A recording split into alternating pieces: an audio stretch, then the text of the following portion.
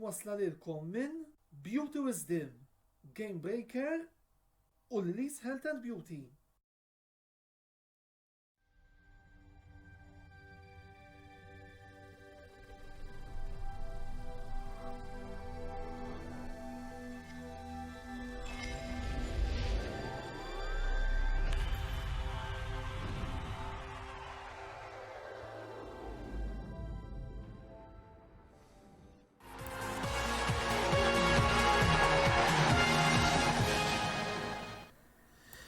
Antonello Bella jselmilkom u jilqakom għat 48 episodju mis-sensiela l-intervista.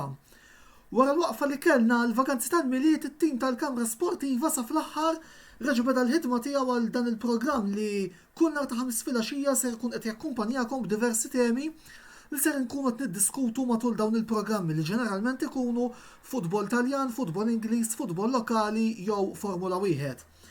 Il-lejla ser nkunu qegħdin nitkellmu fuq żewġ logħbiet kruċjali għall-andament tal-Premier League Ingliż ta' din is-sena li ser ikunu Manchester City Chelsea logħba ħadd intlab is-sibt fis-9:30 u Tottenham Hotspurs kontra Arsenal logħba li ħadd intlab il-ħadd fil-5:30. U għal dan il-għan miegħi fuq il-panel il-lejla għandna żewġ uffiċjali tal-medja li huma Maurizio Cefaj mit-Tottenham Hotspur Supporters Club Malta u Rudolf Gatt mill-Manchester City Supporters Club Malta, kif ukoll il-Viċi President ta' Chelsea Supporters Club Malta, Chris Mikallef. Infakkarkom biex jekk għandkom xi domandi li tixtiequ ssaqsu lill-membri tal-panel tagħna, intom tistgħu tagħmlu dan billi tħallu l-kummenti tagħkom fis-sezzjoni illi hemm allaċċata apposta ma' din ix-xandira. Għandna wkoll xi riżultati li nixtiequ ntukom qabel ma nibdew il-programm. Iktar kmieni wara nofsinhar kellna logħba mit-Tazza tan-Nazzjonijiet Afrikani fejn il-Kamerun elbet lill-Etjopja 4-1 filwaqt li mill-Koppa Italja Fiorentina eliminaw lil Napoli wara rebħa ta' 5-2 barra minn darhom. Fi tmiem id-9 minuta l-logħba kienet 2-2, kienet logħba drammatika iżda kienet ukoll logħba kemm xejn nervuża. Bħalissa wkoll għaddejjin żewġ logħbiet, l-ewwel ta' semifinali tat-Tazza Carabao bejn Liverpool u Arsenal u Milan Genova mill-Koppa Italja. Żewġ logħbiet illi ser nkunu qegħdin naġġornawkom fuqhom matul l-andament ta' dan il-programm.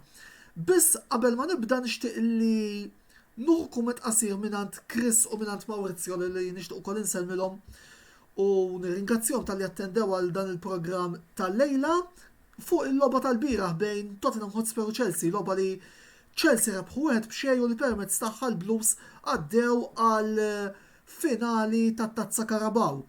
Chris, nibda minnek ukoll għax speċi rbaħtu l-konfront, kumment fil-qosor fuq din il-logħba. Jekk jogħġbok?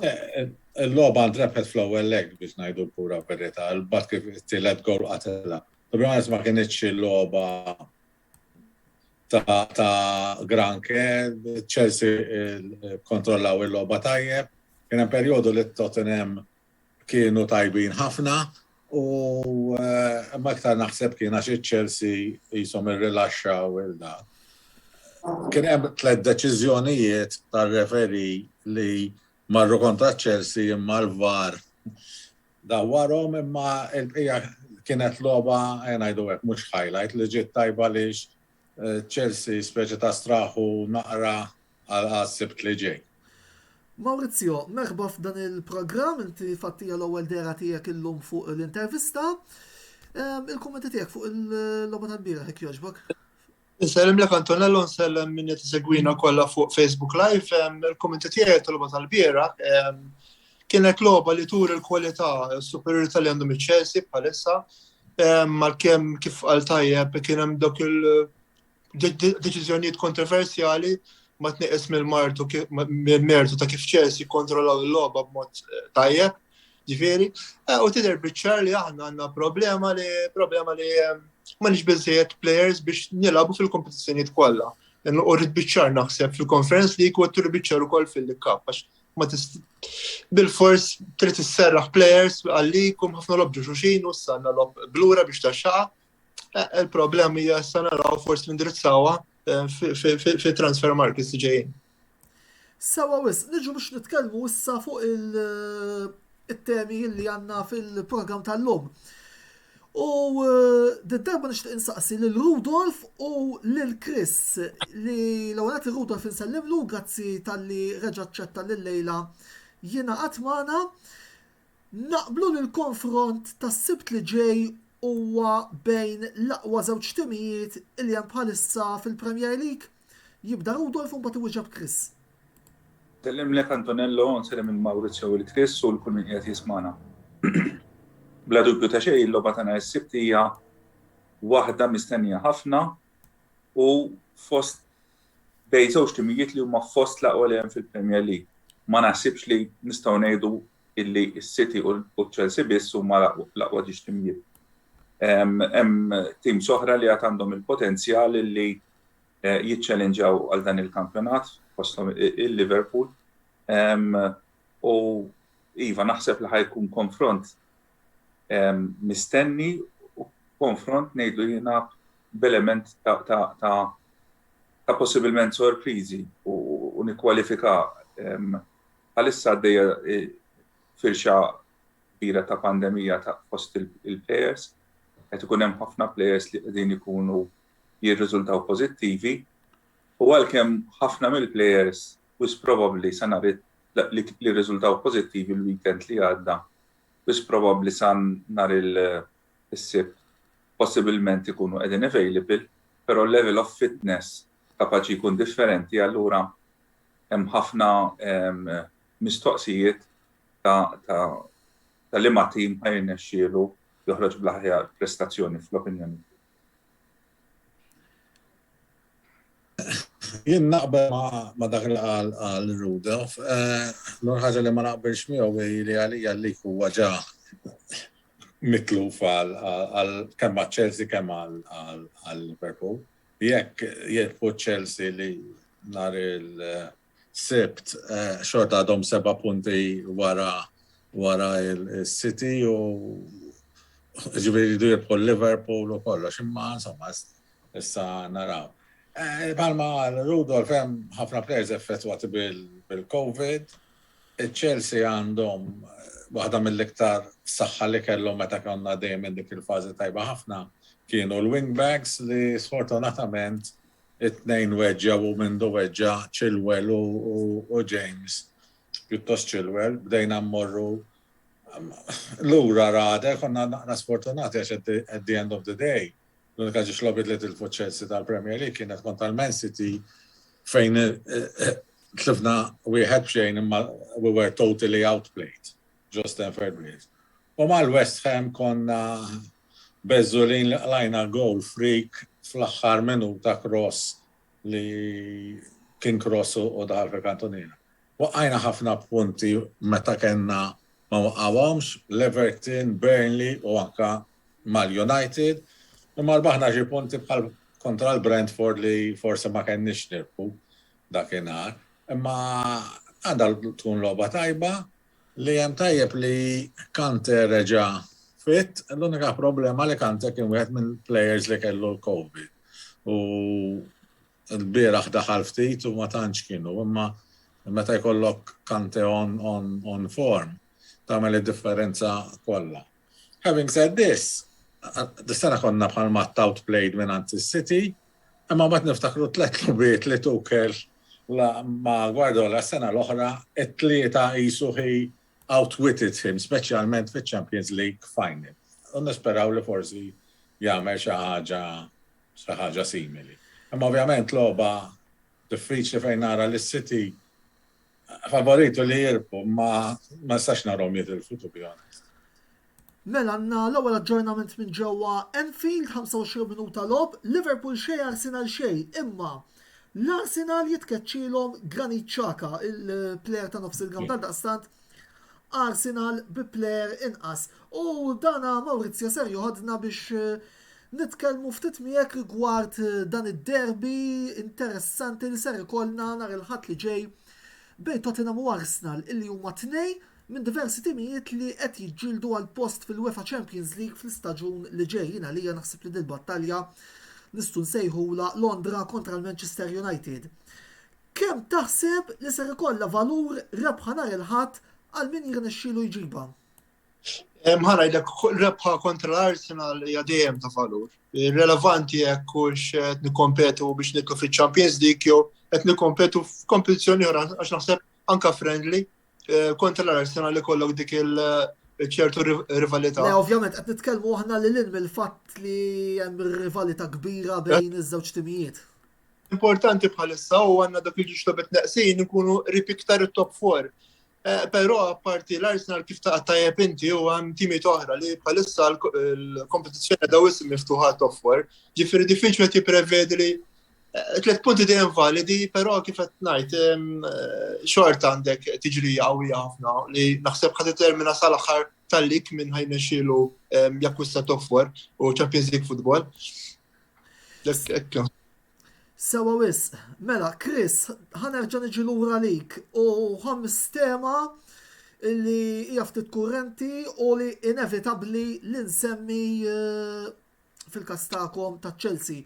Il-kwistjoni Romelu Lukaku li fi żmien il-miliet rajnih jagħmel dik l-intervista fejn kien qisu tax jifhem illi wara li qal illi qiegħed mal-klabb li jżomm jew minn duk intifel issa kien qisu kważi qed jittallab li jerġa' jmur lura mal-Inter fil-fatt talab skuża lill-partitari interisti. Qabel xejn, taħseb li l-Belġjan kien xi ftit inġust lejkom il-partitarji ta' Chelsea f'din l-intervista? Jiena li żball li għamlet ma li għamel l-intervista, ma naħseb it was outblown of proportion mill-ġurnalisti Ingliżi speċjalment. L-intervista kienet saret 3 ġimgħat qabel ma actually ħarġet l-intervista. Kien iż-żmien fejn Lukaku kien għadu kif irkupra mill-injury kontra l-Malmo u ma kienx qed jilagħbu Tuchel, jiġifieri kien frustrat. Wara minn hekk jiġifieri u mal-Inter spiċċa mis-supporters mid-dera qatt ma sellmilhom lis-supporters u kien ġar xi diskors iktar għamilha biex jitħabbeb naqra ma' supporters tal-Inter milli biex jagħmel dak, jagħmel ħsara li Chelsea. Issa kemmu vera li qal u fhementet is another thing, jista' jkun da żmien ħafna mill-players ikunu ġalluhom jgħidu l-aġenti tagħhom ħalli tellaw il-valur. Jiġifieri, imma to be honest ma naħseb li teffettwa għana istorja ġiex goals u speċjalment istorja tnejn nhar is-sibt mhux kollox jintesa'. Biss minkejja kollox li qed issemmi l-goals, sissa Lukaku skurja 5 goals fi 13 logħba milgħuba fil-Premier League. U 2 fl-aħħar 2 kontra Aston Villa u Brighton. Sodisfat bil-return li sissa kellhom? Le, pretendejna li ħajkun jiskorja iktar, imma sodisfatti kif qed jilgħab it-tim. Issa hux Lukaku fih jew le, imma le stennejna return ħafna ħjar, imma da għamel xarejn ma jilabx kważi. Id-differenza ta' meta hu fit-tim jiena ħoss li t-tim ikun ħafna ħjar għaliex jokkupa ħafna difensuri, forsi mhux qed jiskorja, imma għaddejn minn perjodu tajjeb u Lukaku fit-tim jiena ħoss li t-tim hu iktar b'saħħtu. Mela, nixtieq insellem lil Mark Gallia li ħallilna messaġġ, insellem lilu, nsellem ukoll lill-President u l-membri ta' Roma Club Malta, klabb li ġie istedinna wkoll f'dan il-programm u nittamaw li anke l-qudiem ikollna l-okkażjoni illi nerġgħu nistednukom grazzi wkoll tal-feedback illi qed ittina Mark u nfakkarkom ukoll biex jekk hawn xi ħadd irid jgħaddi xi kummenti fuq li qed niddiskutu go ahead. Rudolf, ħanġi issa għalik, Manchester City illi minnaħa l-oħra battu ritmu tajjeb, fil-fatt saħansitra Chris diġà isu konċeda titlu, fil-fatt irbaħtu l-aħħar 11 logħba li labtu fil-kampjonat. Kemm taħseb li din it-tendenza ser jirnexxilkom tkompluha? Jieni ma nitilfux logħba waħda, ġifieri Ma dak kulħadd imbagħad. Għal supporter ħadd ma jkun jixtieq jitlef logħba. Jien naħseb hemm potenzjal li tiġi sostnuta, però naħseb ir-realtà tal-logħba tal-futbol hija tali li tgħidlek isma' dejjem hemm dik id-darba ħafna drabi meta ma tistennijiex illi inti ħad titlef il-punti. Dis-sena Manchester City il-fuġix lobit ukoll. L-ewwel waħda ma' Tottenham Hotspur illi it-tim kien għadu kien hemm ħafna mill-plejers kienu jilhom 30 biss li ġew lura mill-holidays. Jiġri mhux tistenni imma tifhimha. It-tieni l-oħra kontra Crystal Palace, jiġifieri home ġewwa l-Etihad, kombinazzjoni konti era hemmhekk jiena. Ma tantx ġibtilhom risq mela. Ġamur nhar is-sibt. Kif? Ġamur nhar is-sibt. Issa mbagħad wara li titlaq il-logħba nitħajer immur. X'ismu? Il-verità hija li l-punti titlifhom baqa' konfronti diretti ma' Chelsea, ma' Liverpool, baqa' d-derby, baqa' l-konfront ma' Tottenham. It is, jiena nemmen it is early days. Sabiħ li kollok vantaġġ imqarta punt, qegħdin 9 punti, 10 punti, hemm ħafna teams li għandhom lob nieqes. Wieħed irid jara kif ħajiżvolġi issa l-kampjonat. U hawnhekk ħanorbot ftit mal-kumment fuq Lukaku. Jekk għandek plejer illi llum il-ġurnata jippretendi bid-dritt illi ħajlab kull logħba, naħseb ma jkunx qed jara l-interess tat-tim. Tant kemm sar hemm lob f'xulxin u konġestjoni ta' fixtures, lob internazzjonali, lob tal-League, tal-FA Cup, tal-League Cup.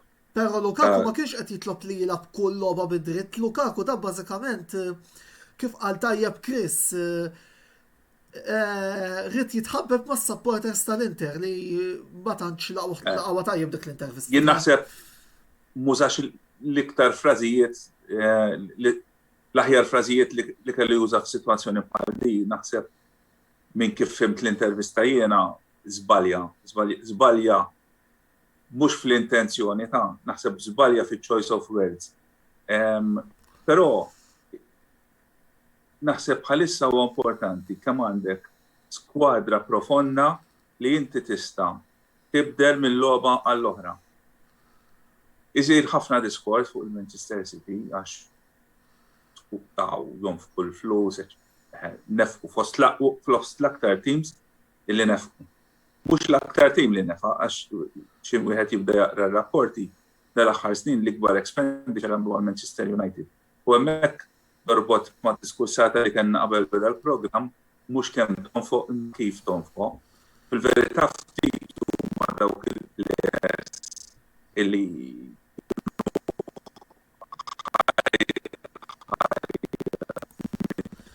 Mela jidher li importanti li għandek rotazzjoni, għandek profondità. Mela, skużan ħankolli ninterrompi għal żewġ raġunijiet. L-ewwel qed niskużaw ruħnek forsi kellna xi ftit frekwenzi tekniċi iżda huwa id-drawback tal-programm live it-tieni net. Coppa Italia, Genova jiftħu l-iskor permezz ta' Leo Ostigard ġewwa San Siro, Milan xejn Genova wieħed. Rudolf, skużan interrompejtek tista' tkompli bil-ħsieb tiegħek, nisperaw ma jkollniex iżjed problemi. Li kont qed ngħid jgħod ħafna kemm għandek skwadra depth of squad li huma ta' ċertu livell. X'inti l-24 plejer kulħadd għandu, però li ikollhom ċertu livell. Wieħed fil-każ ta' Manchester City wieħed ma jridx jinsa li dal-istaġun prattikament għat-tieni staġun wara xulxin is-sena l-oħra ftit li lagħab qegħdin bla attakkant il-Manchester City.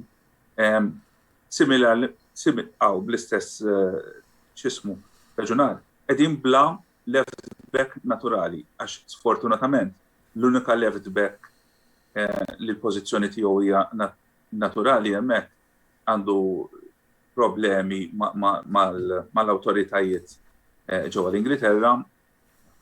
Sfortunatament għamel xi 4-5 xhur il-ħabs u qiegħed on police bail, sospiż mill-klabb u hemmhekk il-Manchester City qed jimprovizzaw jew b'Cancelo li naħseb wieħed mill-aqwa akkwisti tal-aħħar sentejn, jew inkella b'Zinchenko li il-pożizzjoni naturali tiegħu huwa midfielder.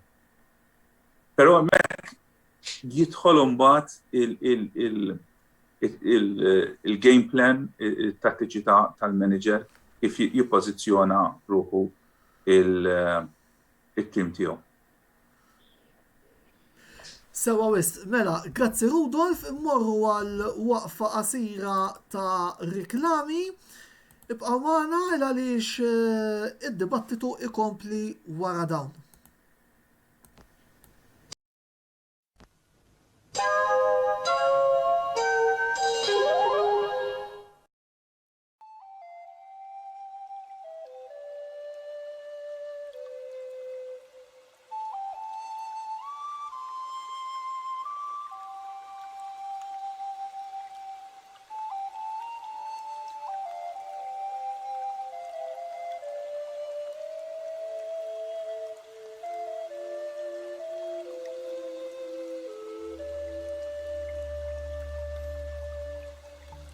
Beauty Wisdom tal-Fgura għall-aħjar prodotti u servizzi ta' sbuħija.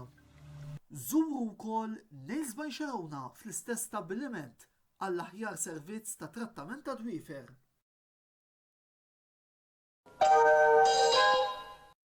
Idħlu fid-dinja ta' Pokémon flimkien ma' Game Breaker.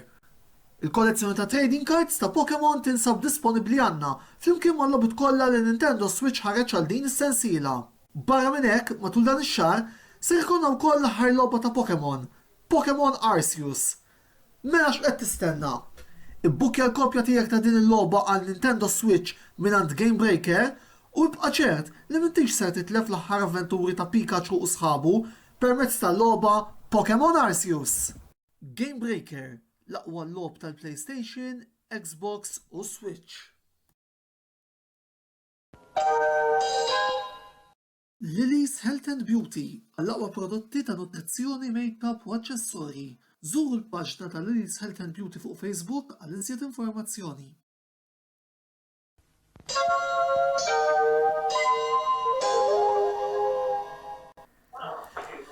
Merħba lura t-tieni parti tal-programm l-intervista, il-produzzjoni ta' diskussjoni sportiva illi il-Kamra Sportiva tella kullna ta' ħamis fejn fih il-lejla qegħdin nitkellmu dwar il-konfronti ta' tmiem il-ġimgħa li ġej mill-Premier League illi huma Manchester City kontra Chelsea u Tottenham Hotspur kontra Arsenal flimkien miegħi. Antonello Abela huma l-mistednin illi għandna lejla li huma fuq in-naħa ta' fuq il-lemin il-Viċi President ta' Chelsea Supporters Club Malta Chris Mikallef u fin-naħa t'isfel għandna ż-żewġ uffiċjali tal-midja dak ta' Tottenham Hotspur Maurizio Ċefaj fuq ix-xelluk u dak tal-lemin Rudolf Gatt li qetaw fisem il-klabb tal-Manchester City Supporters lokali.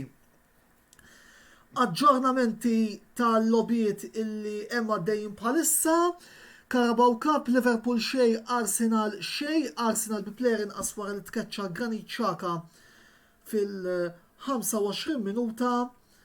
Bistajb ngħidu wkoll li Arsenal ġa kellhom jagħmlu żewġ sostituzzjonijiet b'Cedric Soares jinqala minn flok u jidħol flok u Callum Chambers jidher li kienet injury u Edward Nketiah li jinqala wkoll b'Rob Holding jieħu postu.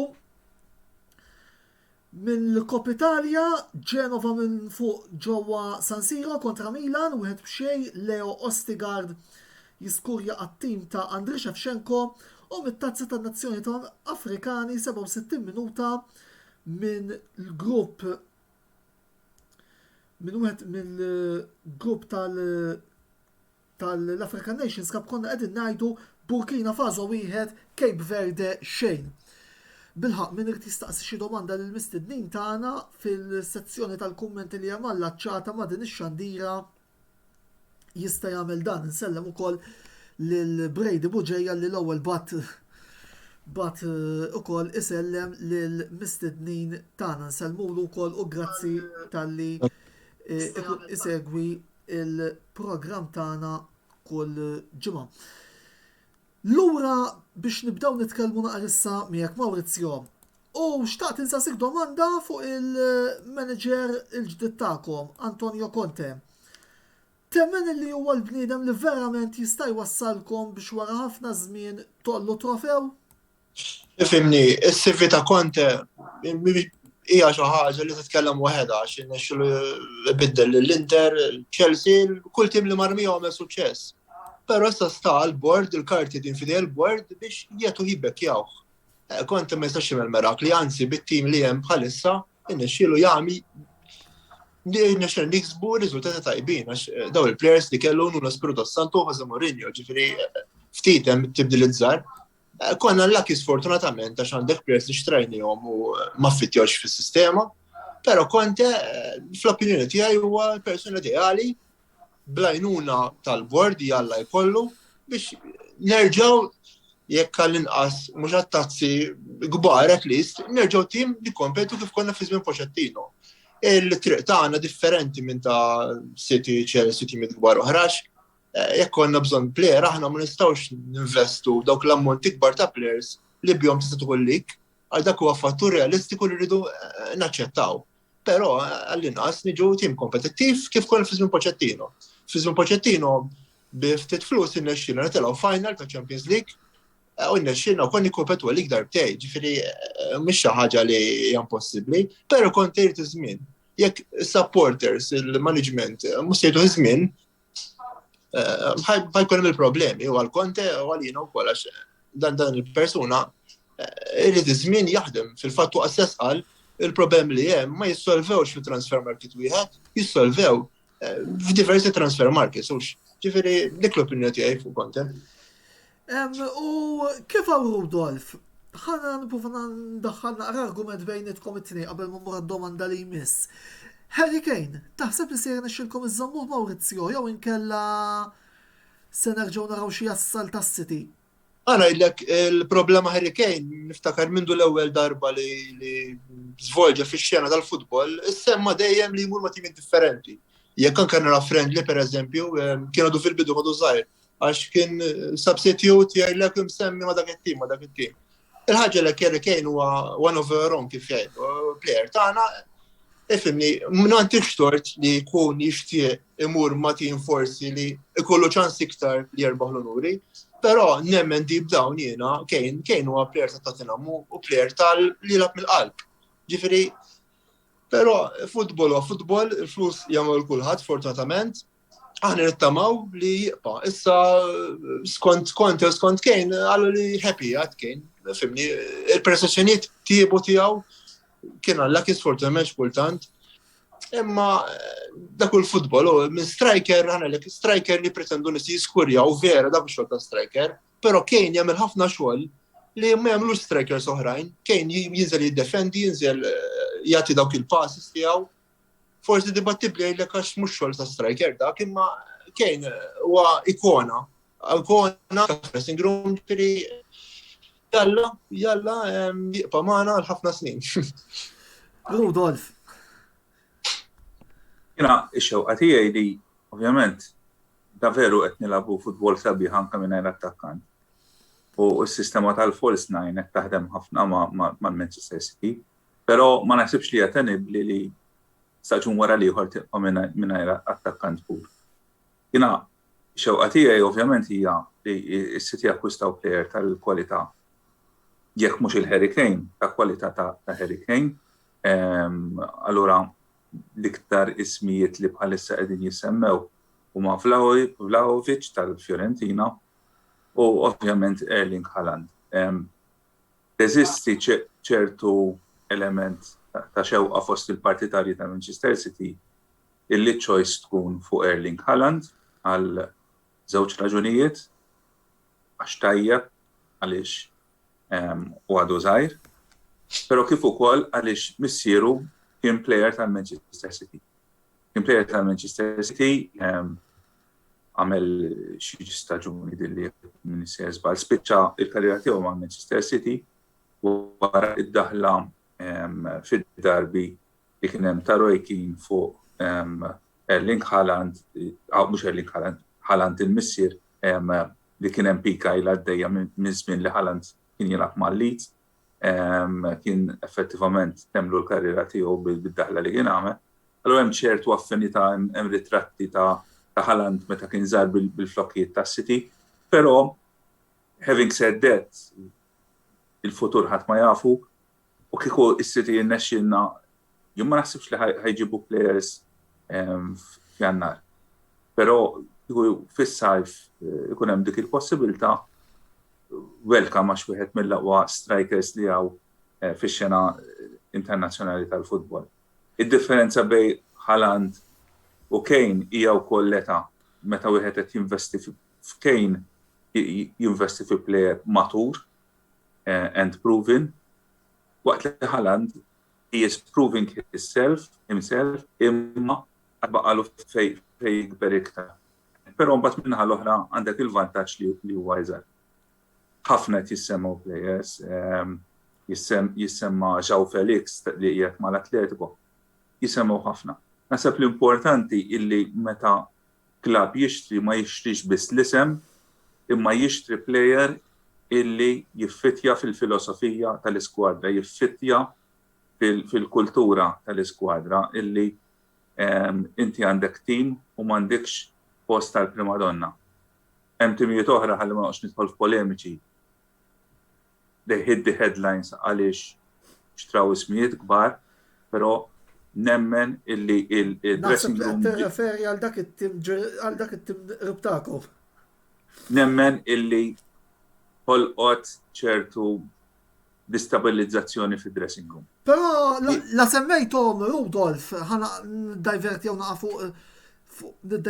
u forsi anki nuħu naqra l-opinjoni ta' sew Kristu sew Maurizio. Ma naħsibx li l-problema Manchester United ħalli ma noqogħdux induru mal-lewża hija Ronaldo, jien iktar naħseb illi hemm elementi oħra li qed joħolqu l-intoppi. Le, jien mhux qed ma ċek, Antonello, nkunu ċari. Però ma naħsibx li jenet. Still qed jiskorja, is their top scorer, etc. Però naħseb jekk tħares lej pjan ma naħsibx li tgħinna x'inti tinvesti għal-futur. Tinvesti fiż-żgħir mhux fi plejer li wasal lejn l-aħħar tal-karriera tiegħu. Wieħed mill-aqwa players li qatt kien hawn bla dubju. Però onestament jiena naraħħa li diffiċli jkun hemm Ronaldo fil-market u ma tiskolx għalija. Siti kontu viċina li Rudolf ukoll. Dak li qalu l-medja hekk. Sakemm m'għamlux dak it-telefon ta' Sir Alex Ferguson? Dak li qalu l-medja, eżatt. Però naħseb kieku rridu jagħmlu l-offerta kienu jkunu iktar inċiżivi, kieku kien hemm konvinzjoni, kienu jkunu iktar inċiżivi u kienu jalqu qabel. Jien xi kultant naħseb li kienet mossa biex imur mal-United. Qed nara l-Chris li qed jaqbel. Naqbel maħħajn naħseb kienet mossa biex tal-United. Kien naħseb il-United barra li għandhom problemi fit-tim għax li għandhom defense weak u m'għandhomx midfield kreattiva biex jilablek il-McTominay, il-Fred jew il-Matic. L-ikbar problema li għandhom huwa l-bord. Il-United, specifikament il-Glaziers. U fil-fatt Brady Buġeja qed jaqbel eżattament ma li qed tajt inti fil-fatt għadu kemm kitibilna il-United il-problema hija l-bord. Eżatt, ġifieri għaliex issa ngħidu hekk Ferguson ma nafx kemm ilu nies Disa snin. Sitt snin. Ġifieri ma nafx kemm il-manager kellhom managers kapaċi biex kellhom il-Moyes. He's proven himself mill-West Ham. Mourinho, ngħidu hekk, mal-United wieħed mill-ftit postijiet li ma kellu suċċess. Ma nafx, ifimni Mourinho ma naqbilx miegħek il għaliex Mourinho ma ninsewx illi rebbaħhom l-UEFA Europa League u rebbaħhom jekk minn sejjer żball il-Carling Cup ta' Zohra, apparti li kien l-ewwel manager li bis-saħħa tiegħu u rebħa tal-Europa League il-United rebħu t-tazzi kollha fl-Ewropa. Ġifieri, Ma nistax ngħidu li kien falliment il-perjodu Mourinho li qasbin ta' tiegħi. U barra minn hekk bħalma qarrudu tajjeb, investu f'players, ngħidu hekk Ronaldo player kbir, Cavani player kbir, imma ta' ċertu età u ta' ċertu da. Barra hekk nefqu ħafna flus fuq Alija Maguire li ma naraħxu player ta' xi kalibru kbir għalija, anzi naħseb għalik ta' Malta jien ikun tajjeb. Bir-rispett kollu ovvjament lejn il-klabs Maltin. Qed nara diversi li ħafna minnhom kolġi li jkunu mistidi fuq il-programmi tagħna. Maurizio? Nixtieq ngħaddi punt żgħir fuq Ronaldo ma naqbilx assolutament li su Ronaldo l-problema. Naħseb jekk Ronaldo jkun available fil-market kemm is-City, kemm iċ-Chelsea, kemm aħna kulħadd jkun ridu. Il-problema tal-United nara jiena li s-sistema kif jilagħbu. B'rispett kullu lejn Solskjaer nara coach li għalkemm mhux coach li ħajkoach il-tim ta' United dik il-pressure kollha, għalkemm għamel tal-aħħom final, right, ma inħoss li da Ragnick ma' żmien issa għal ħajsbu coach ieħor u ħajmur bħala board. Eżatt, fil-fatt Ragnick huwa temporanju, qed jissema ħafna tenħak tal-Ajax. Dita Ronaldo vera ma naqbilx, għastax l-aqwa player, għat mill-aqwa players fid-dinja, f'kull tim, u tara l-gols jiskurja, u ġifieri ma jistax naqbel. Mela, għandna diversi kummenti li nixtieq ukoll naqra qabel ma nkomplu nitkellmu fuq it-temi li għandna. Mela, Brady Buġeja raġa' għalilna City, United, Liverpool u Chelsea. Akkwisti xejn f'dan is-suq ta' trasferimenti. L-opinjoni tiegħi u s-City fis-sajf jagħmlu wassal tal-attakkant żgur. Tottenham jekk ma jinvestulux lil Conte iwarrab. United hemm il-problemi, però whenever die. Emanuel Cardona, proset tal-programm, nsellimlek Emanuel. James Side qed jgħidilna Haaland ma' Real Madrid l-iktar qed jissemma. Fil-waqt li Mark Gallia żied billi qal jien naħseb li għadu kmieni biex tgħid ma' min sejjer Haaland. Jien qabel ma naraħ jiġi preżentat mill-klabb ma ngħid xejn għax ikun hawn ħafna diċeriji u jien naqbel ukoll ma li qal Mark. Iżjed kummenti Brady Buġeja fuq il-kustjoni Manchester United, il-problema bdiet eżatt minn telaq Ferguson, żball fuq żball, naħseb li Mourinho kellu raġun meta kien jeqred fuq il-bord u din diġà jidher li jew qbil fuqha fuq il-panel.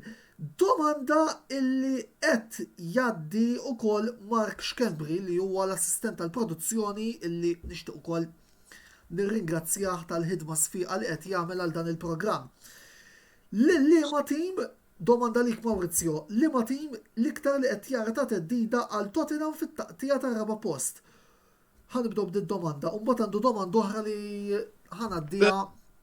Jiena nara il-palestra l-West Ham, għax għalija tim surprise, tim vera compatt, u qed jerbaħ il-lob. U għandhom tim bi players li bħalissa vera din fil-forma. Jiena onestament naħseb li minnhom l-aktar li forsi il-media, l-spotlight il-media mhux fuq għameda, però jkolli l-opinjoni tiegħi lilhom nażel bħala tim li aktar l teddida.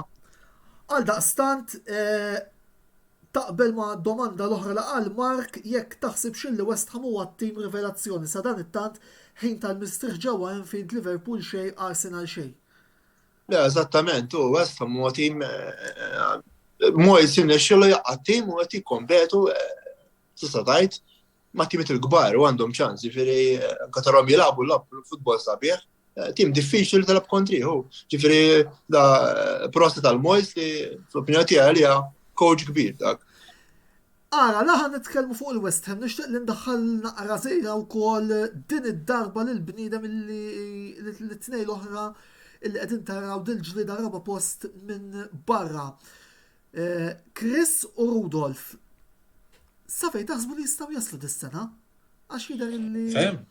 West Ham jiena għalija jistgħu easily jaslu raba' post, is-sena l-oħra ma waslux fl-aħħar logħba tal-lig tilfu logħba inutli għax kieku konna niqpaw aħna konna u kienu jieħdu raba' post ma' flokna. Jilagħbu futbol sabiħ għandhom coach tajjeb li għandhom jiena għalija jiddependu naqra fuq ġiex players, ġifieri jekk iweġġawlhom kemm Declan Rice u kemm Antonio ebatu naqra naħseb jiena, imma s'issa ma kellhomx injuries u hekk.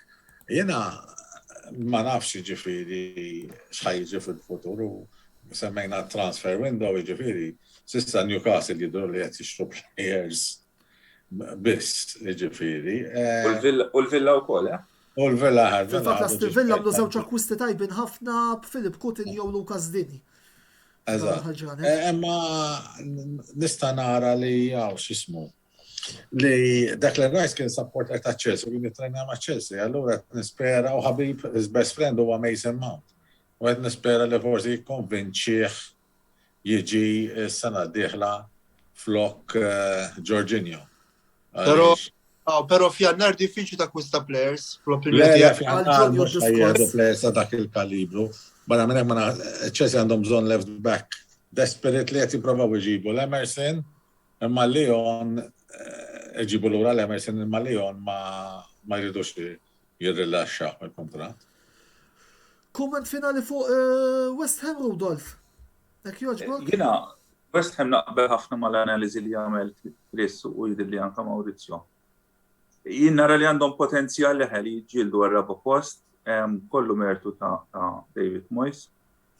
Tifakkarni David Moyes fl-era tajba li kellu meta kien ma' l-Everton, qed jikkonferma manager illi biskwadra għanejdu hekk modesta jirnexxielu jġib riżultati pożittivi u naħseb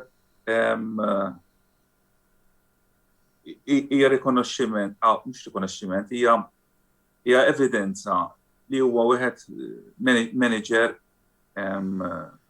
li fil-verità jistħoqlu ħafna iktar praise milli qatt seta' kellu, speċjalment minħabba dik is-sena illi kellu għasamel sena mal-Manchester United li naħseb kienet ħafna minna tort mhux tiegħu ma tort ta' ċirkostanzi illi daħal fihom. Iżjed kummenti minn qed nieħu pjaċir nara ħafna kummenti u nistidinkom biex tkomplu wkoll fid-diskussjoni magħna. Mill-ġdid Brady Buġeja ġejja xi kedda nhar is-Sibt kontra l-Aston Villa, il-ewwel 11 tal-Villa investiment sostanzjali considering l-għanijiet tagħhom mal-Everton. Moyes kien ġirraba fl-2005 u qabes lil-Liverpool. Fil-fatt se tkun sfida interessanti dik ta' nhar is-Sibt ukoll li ser ikollna bejn Manchester United, Aston Villa u Manchester United appuntu ġewwa Villa Park fis-6:30. Testi ieħor nistgħu nsejħulu hekk għal Steven Gerrard. Maurizio, ħalli nerġa' niġi lura għalik issa. U marru lura l-logħba tal-ħadd. Arsenal rebħu 4 mill-aħħar 5 logħbiet li labu fil-kampjonat. Liema huwa l-iktar plejer li qed jinkwitak għad-9 minuta ta' nhar il-ħadd? Personalment, m'hemmx dak l-individwu li ngħid hu, imma jkolli nagħżel plejer li nammira huwa Thomas Partey għax nemmen li huwa versatili ħafna. Segwejtu ma' Atletico Madrid ukoll, plejer bħala plejer nammirah. Naħseb huwa plejer li qaqqat il-midfield tal-Arsenal. Ifakarni wkoll meta kien fi żmien ta' Vieira, kien hemm Vieira wkoll. Naħseb biktar żmien naħseb ħajkun plejer li vitali ħafna l-Arsenal. Sewwa wisq. Mela, lura issa għalikom Rudolf u Chris u bażikament hija domanda ta' iva jew le issa li ser insaqsikom. Naqblu l-logħba tas-Sibt tista' tkun l-aħħar appell għat-tamiet tar-rebħ tal-kampjonat għal Chelsea? Iva. Rudolf. ħankun daqxej pessi, ħankun daqxej kif taqbad tgħidha, kawtiel. Le. Għax nemmen li għad baqa 54 punt x'jintlabu. Jiġifieri inti temmen li anki jekk tirbħu s-Sibt il-kampjonat għadu miftuħ. Skużawni. Potenzjalment iva. Għax baqa konfronti diretti ma' top 6 clubs illi jistgħu jizvijaw l-andament tal-performance. Għalkemm biex nkun onest, ikun ħafna pożizzjoni aħjar. Mela, nixtieq illi issa nuħu round minn il-panel bl-aħbar aħbarijiet mill-klabs rispettivi li lejla qegħdin tirrappreżentaw, jiġifieri fin-naħa ta' Chris iċ-Chelsea Supporters Club, Tottenham Hotspur Supporters Club min-naħa ta' Maurizio u Manchester City Supporters Club min-naħa ta' Rudolf jekk jogħġobkom. Jena bħala klab lokali bħalissa ħabba l-Covid ma tantx qed nagħmlu attivitajiet. bħala klabb internazzjonali, ġifieri bħalissa hemm rumors li għan nixtru fullbacks u affarijiet hekk. Probabbli l-iktar ħaġa which is on our mind at the moment hija s-sitwazzjoni ta' Rudiger, xa jiġri minn Rudiger. Illum kien hemm aħbarijiet pożittivi ħafna. Ħaġa li xtaqt ngħid li fuq iċ-Chelsea u l-lum smajta fuq ma kontx naf, Tuchel fl-aħħar li huwa l-iktar manager l-Ingilterra li nexxielu daħħal iċ-Chelsea f'tlet tassets fl-inqas żmien. Tlet tassets prinċipali, l-FA Cup, il-Finals, l-FA Cup, il-Carabao Cup, il-Champions League u issa forsi il-World Cup tal-clubs. Ankun onest, jiena ma tantx kont inti importanza dit-tazza ma li hemm iċ-Chelsea. Pjuttost issa ovvjament I'm looking forward u ġitni tajba tajt ħankun id-Dubai dak iż-żmien u nista' mmur nara l-logħba. Jekk xejn ukoll anke jagħti l-fatt li hemm it-titlu ta' Champion tad-dinja fin-nofs. Biss ma mhux xi tazza li ma nafx l-oħrajn x'jaħsbu minnha, mhux xi tazza li tajt kemm nixtieq nirbaħ fil-bidu tas-sena. Kważi nippreferi Carabao Cup milli da ma qegħdin fiha issa. Ovvjament tippruvaw tuħduha. Jiġifieri biex immur lura għas-sitwazzjoni tal-supporters club tiegħek Chris qabel ma naraw naqa' Maurizio u Rudolf x'għandhom xejdulna min-naħa tagħhom. Okej, forsi bħalissa l-attivitajiet huma wifqin rġajna minħabba li l-pandemija sfortunatament reġgħet qed tur snina. Qed ikolkom xi tip ta' kuntatt bejn intom il-kumitat u l-membri partitarji taċ-Chelsea lokali jekk forsi għaw xi partitarju ta' Chelsea li qed jismana u sama bikom il-lejla l-ewwel darba, kif jista' jagħmel biex jingħaqad magħkom? Le, jista' jikkontattjawni jsibuni fuq Facebook jew anke jekk jisimur fuq is-Supporters Club. Lokalment għandna grupp Messenger u f'WhatsApp u impaxxu hekk qegħdin. Konna qbadna jisnu naqra ritmu għaliex ma nafx is-Supporters Clubs l-oħrajn imma il-supporters tabba ma ta' jarawhom bħala source fejn nistgħu jiġibu biljetti għall-lobiet. Konna bdejna nies bdew reġgħu jsifru imma over Christmas u New Year kellna ħafna nies sejrin jaraw il-lob, ġinserta kien hemm il-logħba ma' Liverpool home ukoll u minn xi 40 ruħ li kienu tilgħaj ma telgħaħat at the end of the day, imma ġifieri bħalissa bħal kull imkien ġifieri kollox kwiet reġa'.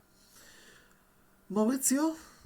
Bħala klabb aħna nisabu l-Velt Valletta, hija xi ħaġa li strateġikament tajbax iżuruna ħafna, speċjalment turisti support Tottenham tkun iktar faċli għalihom għax meta jitlu l-belt isibu l-klabb. Mis-sena l-oħra f'Novembru ċelebrana l-40 sena anniversarju tal-klabb, kien xi ħaġa onura lina li għal-40 sena sħaħ tara jikber, dejjem jikber. Sfortunatament bil-Covid ġib ċertu restrizzjonijiet magħha allura ma tkunx se torganizza u toħloq event għal-supporters. Però bħala klabb aħna ma qdarniex qalbna, bqajna ninvestu f'affarijiet biex noħolqu esperjenza li l-qoddim jalla ta' il-Covid ikunu nistgħu ngawduhom flimkien bħala supporters. Minnaħa tagħna bħala kuntatt ma' supporters bqajna dejjem inżommu permezz tal-website tal-maltaspurs.com, għandna l-Facebook pages li kważi 24 għaddejjin, għandna waħda uffiċjali l-oħra li nħallu supporters jisprimu l-opinjonijiet tagħhom. Xi ħaġa tajba li tibqa' żomm kuntatt ma' supporters u għax naħseb li huma s-sors u l-kuraġġ li ġaluk taħdem iktar u nkomplu mixjin l-qoddim nippruvaw. U noħorġu wkoll għandna magazzin tagħna noħorġu biex nibqgħu kemm jista' jkun nżommu supporters tagħna informati u nikbru bħala klabb ta' Malta Spurs. Rudolf? Mela, jien naħseb mill-rappreżentanti li hawn illum il-klabb tagħna huwa li żar fleta ħanejdu hekk. Il-klabb tagħna ilu waqqaf tal-aħħar 11-il sena. Iktar ma jgħaddu snin qegħdin naraw tendenza ta' iktar membri żar fleta li qegħdin jingħaqdu magħna. Inna 11-il sena però ma jfissirx li s-support tal-Manchester City ġewwa Malta beda 11 sen ilu. Għandna membri li għandna l-unur ngħidu illi fil-Supporters Club internazzjonali huma magħrufin bħala the number 1 and number 2 supporters illi il-membership tagħhom taqra number 1 and number 2 ilhom snin kbar membri fil-Fera Internazzjonali. Kif qalu sħabi hawnhekk illum hija diffiċli ħafna ta' żminijiet biex wieħed jiltaqa'.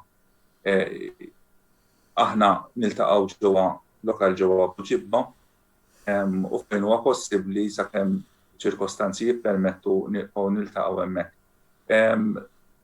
Kif qal jidhirli Chris, is-Supporters Club ifittxuhom diversi nies sabiex forsi jkunu jistgħu jitilgħu jaraw logħba. Naħseb jien ma nafx is-sitwazzjoni ta' klabs oħra, però ħafna nies jaħsbu li s-Supporters Club jisom għandhom xi numru ta' tickets available, irranġali ħanitna għandi bżonn ġiex tickets, tickets. Hemm ċertu responsabilità fiha l-biċċa tax-xogħol. L-ewwel nett aħna qegħdin Supporters Club għall-membri. U parti mir-responsabilità tagħna hija wkoll li aħna nieħdu ħsieb illi jekk aħna ħanakkwistaw tickets għal xi logħob fejn ħajlabu l-Manchester City, irridu naċċertaw ruħna li jkunu supporters tal-Manchester City, għax mhux l-ewwel darba ġejna avviċinati forsi minn supporters ta' klabs oħrajn biex imorru jaraw il-klabb tagħhom di toħloq ċertu sitwazzjoni li tista' tkun perikoluża x'wieħed bla ma jrid jekk iżomm ma' klabb jekk jiskolja it-tim tiegħu ħajmel reazzjoni. U tinsiex hemmhekk inti ħadkun qiegħed f'nofs is-supporters tan-naħa l-oħra. Aħna noqogħdu ħafna attenti illi ma ndaħlux lilna nfusna kif ukoll il daw in-nies f'dak tip ta' ċirkostanzi. Lesti li ngħinu permezz ta' tickets, però li dawk li huma ġenwinament membri tagħna. Matul iż-żnien dal-aħħar 10 snin kellna l-okkażjoni kemm il-darba nitilgħu bħala grupp ġewwa l-Etihad u rajna logħob kemm ta' Champions League, kemm ta' League Cup, kemm ta' FA Cup, kemm tal-Premier League. Konna milquha ħafna wkoll mill-klabb ġewwa l-Ingilterra, tawna ċertu aċċessibilità, tawna ċertu exposure ukoll, ġieli konna qegħdin preżenti wkoll f'sections tal-Match Day program. Ġibna il-Premier League darbtejn u Malta, ġibna League Cup ukoll, ġibna ex-players magħrufin tal-Manchester City. Ovvjament kollu huwa frott il-ħidma tal-membri tal-kumitat bi sforz kbir għax admitted li aħna maħniex xi klabb kbir li għandna mijiet ta' membri għal daqstant wieħed jitlob ħafna sagrifiċċju f'dawn l-affarijiet. U hemm responsabiltajiet kbar. Naħseb ma nafx jekk kellux l-esperjenza Chris illi jġibu il-Premier League hawnhekk. Aħna ilu, ma aħna sfortunatament issa l-klabb għandu ċertu regoli stretti ħafna mill-Ingilterra li inna provajna nġibu Champions League, per eżempju, dis-sena ħalli kien hemm il-problema COVID, imma huma jagħmlu jisu loyalty points. Number one ground ta' Chelsea huwa ħafna iżdan minn kemm ta' Tottenham u kemm ta' City u United, u ma jesa 42,000. Għandhom sistema ta' biljetti li jekk il-membri tagħna jimxu magħha ikollhom biljetti. Sfortunatament għal-finals dejjem ikun iktar diffiċli. Illum nista' niggarantillek jien ħadd 10 telefonati. Nies jitolbuni biljetti u min jitolbok 6, min jitolbok 5, ġifieri li huwa impossibbli. Imma għandhom sistema li tkun membru tal-klabb tal-Ingilterra u hemm sistema ta' loyalty points li tarhom. Mux ammonti kbar ta' loyalty. Per eżempju, inti kull m'għandek bżonn huwa 5 loyalty points biex tara l-lobbiet sa' December li jekk tidħol before 31st July ituk 5 loyalty points b'xejn. Għal-finals u semi-finals u mbagħad affarijiet differenti kriterji oħra.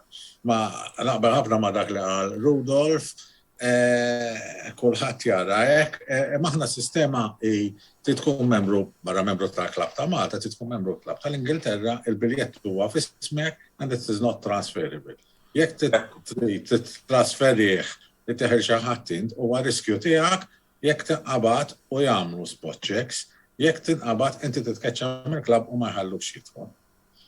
Jiġifieri, u ġrat li stess, għamilt pjaċiri l-wieħed ħabib tiegħi u mbagħad u spiċċaw keċċowni u kienu mbagħad daħluni wara l-leċċur u qalu u kienet għalti no amount of begging will let you in if we catch you again. U bħala uffiċjal reġistrat ma' klabb deret iktar kienet 10 snin ilu qatt ma rġejt Malta ma ġifieri jista' jiġi ħejja jitlobni biljett għax I will not give my ticket. Having said this, li semmejna wkoll għajna konna Super Cup wa Champions League, imma dak iż-żmien il-COVID restrictions kienu ħafna inqas milli huma llum. Sewa wisq, mela, kummenti ieħor minn Albert Ellis qabel ma nagħlqu nibdew niwindjaw l-aħħar domanda. Dan naħseb lu supporter ta' Tottenham għax qed jgħidilna jiddependi x'jagħmlu Spurs bil-open hand li għandhom qed jitkellem fuq il-ġlieda raba post. Bil-kbira nhar il-ħadd id-derbi jaħraq mal-Gunners, jekk jerbħu dik nemmen li jkollhom vantaġġ żgħira raba post. Proset tal-programm u grazzi lilek illi wkoll qed issegwina Albert. L-aħħar domanda li nixtieq insaqsi lil panel hija waħda nistgħu ngħidulek tas-soltu. X'intom tipprevedu minn dawn iż-żewġ konfronti li ddiskutejna matul din l-aħħar siegħa? Jiġifieri ma nafx min ser jibda minnkom. Ifhimni. Fuq it-tnejn li huma sew fuq City Chelsea kif ukoll fuq Tottenham Arsenal. Ta' City Chelsea fl-opinjoni tiegħi li City naraħħom li għandhom vantaġġ. Għandna l-mod kif Pep Guardiola jilagħbu. U għall-ammont li għandhom skwadra kbira li jista' jagħmel rotation kumdita kbira ġifieri u l-players kollhom ma' livell kbira x'naħseb li naħseb jaqtaqblu miegħi li qatt ma kien hemm tim fl-Ingilterra li għandu ammont ta' players li huma kollha ta' livell għoli, ġifieri naħseb li jiena li City. Rigward il-logħba tagħna kontra Arsenal ifhimni derby ħatkun diffiċli tajt. Jalla nerbu aħna, però jiena narana li bħalissa qegħdin fl-istess livell aħna l-Arsenal, ġifieri diffiċli u wieħed bassar ir-riżultat. Mela. Jiena min-naħa tiegħi ovvjament nixtieq li rebħa ta' Chelsea imma m'għandix dik il-fiduċja. Nistaw nerbħu imma jekk li nagħti percentaġġ iktar nara 60-40 lej is-City, pjuttost naħseb li jiena tispiċċa xi logħba draw, to be honest bil-goals. Rigward Tottenham u Arsenal, forsi tinsema stramba minn supporter ta' Chelsea li jgħid li Tottenham jibqu imma il-papa tiegħi alla jaħfirlu kien iżomm ma' Tottenham. Allura għandi a bit of a soft spot għal Tottenham. Ġifieri nippreferi nara Tottenham jibqu mill-Arsenal. U ma nafx minn minnu ħobb it-Tottenham jew l-Arsenal.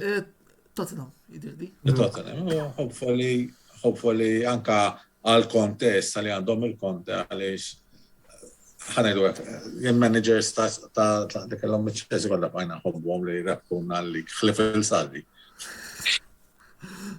Rudolf, tala ent?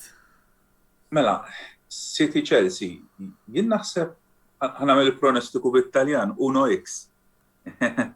Naħseb mill-rebħa ta' City għal draw, però ma il-logħba tintlat fuq il-pitch ġifieri dak kollu ngħid jiena u ngħidu hekk kapaċi kollu jisfasu kif jgħid il-Malti. Tottenham Arsenal, wow, naħseb din hija aktar diffiċli biex tipprevedi. Għandna lix naħseb li l-Arsenal għamlu qabża kbira fil-kwalità tal-logħb tagħhom. Naħseb kien wise ħafna il-bord tal-Arsenal li notwithstanding li bdew veru ħażin 3,000 infira jidhirli baqa' jissapportja l-Arteta u jissapportjah bil-kbir, speċjalment anke issa dal-aħħar meta kien hemm dik l-issue ma' wieħed mill-istilel li għandhom fit-tim Aubameyang illi baqgħu jissapportjaw 100% li meġer tagħhom. U speċjalment inħares li l-logħba li labu magħna mistaxilu veru jidher kemm improvjaw. Min-naħa l-oħra għandek it-Tottenham l-istess għamlu qabża ta' kwalità għalija mindu ġi Antonio Conte.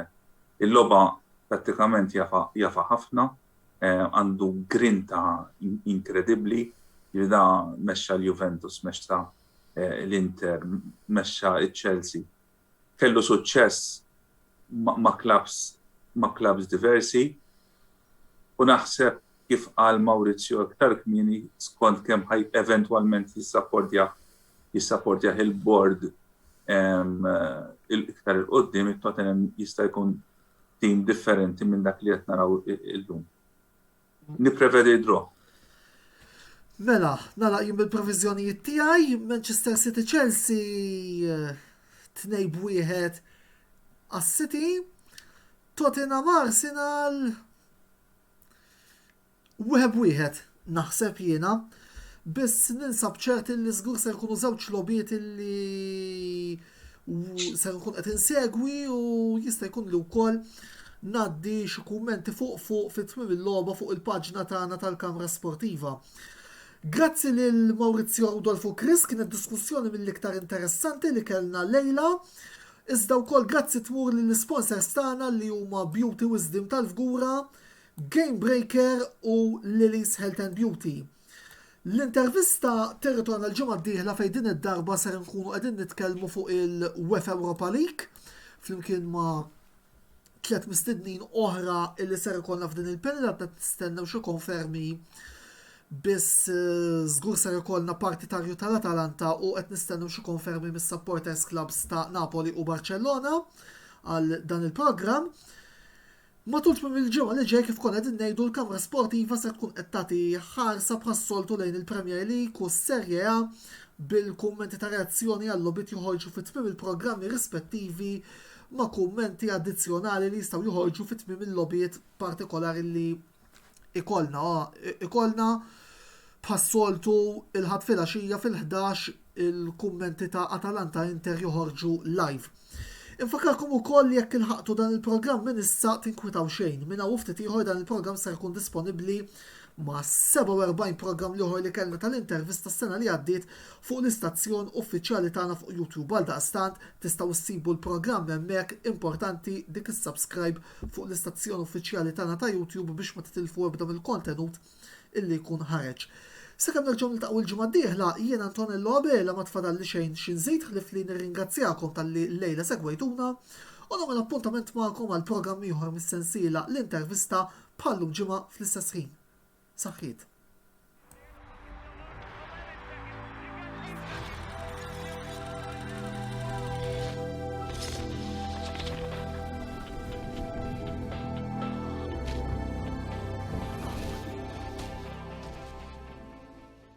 L-intervista ġiet imwassla lilkom minn Beauty Wisdom, Game Breaker u Lily's Health and Beauty.